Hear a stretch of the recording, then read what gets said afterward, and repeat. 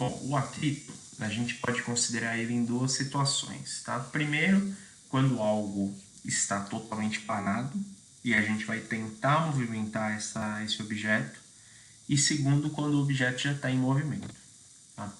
Então, imagine uma situação onde eu tenho uma pedra e eu tenho que tentar mover essa pedra. Eu vou aplicar toda a minha força para tentar tirar essa pedra do lugar. Tá? Então, quando eu tento aplicar uma força e eu não consigo tirar essa coisa do lugar, a gente está falando da força de atrito estático. Ou seja, a força de atrito quando um objeto ele está em estado de repouso, né, no caso parado, e a gente tenta aplicar uma força capaz de tirar ele dessa situação. Então, o atrito estático ele vai depender, né, eu vou chamar de força de atrito estático, e ele vai depender de um coeficiente de atrito para quando o objeto está parado. Daqui a pouco a gente vai ver uma tabela e a gente vai ver que existe uma diferença do atrito para quando os objetos estão parados e para quando eles estão em movimento. Tá? Aqui, por exemplo, né, a gente já tem uma situação de um movimento, então é mais fácil eu manter o movimento porque nós vamos ver que o atrito ele é menor. Tá? Então, assim, quando a gente está aplicando uma força até o objeto se mover, quem impede o nosso movimento é a força de atrito estático. Quando o objeto se move e ele começa a adquirir velocidade, naturalmente o atrito cai. Então passa a atuar uma força de atrito cinético, tá? Que tem relação com o movimento. E aí o cálculo do atrito cinético a gente vai chamar de FAT-C, depende do coeficiente cinético vezes a massa vezes a gravidade. Mas como exatamente então a gente pode ver essa questão dos atritos? Tá?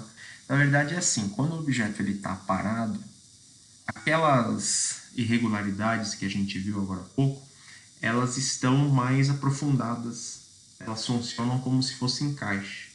Então, quando o objeto está parado, aquelas irregularidades estão bem encaixadas, de forma que você precisa aplicar uma força muito grande para poder separar. Quando o objeto está em movimento, a irregularidade ela está só aproximada uma da outra. Então eu movo com maior facilidade. Então, a gente costuma dizer que a pior parte é sempre começar. Tá? Por quê? O coeficiente estático, né? Ele é maior do que o coeficiente cinético. Tá? Então a gente vai ver que aquele valor, né, o μ, aqui μ S vem do inglês coeficiente static, né, do inglês static, e o μk ele tem a ver com coeficiente cinético, do inglês kinetic. Tá? A gente vai perceber que depende, né, de material para material. Aqui são as superfícies que estão postas em contatos, por exemplo, aço com aço. Quando está parado, o coeficiente é de 0,74. Quando está em movimento é de 0,57. Então, geralmente esse coeficiente vai ser passado, não se preocupem com isso, esse valor tem que ser passado para vocês, e a gente vai precisar definir se a situação é uma situação de movimento ou de repouso. Tá? Eu trouxe outro gráfico aqui para vocês verem o seguinte, né?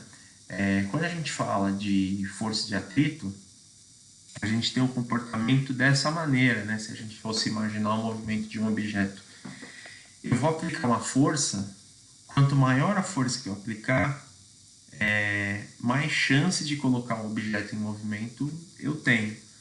Então, por exemplo, se eu for, imagine que um objeto ele precisa de uma força de 100 newtons para entrar em movimento.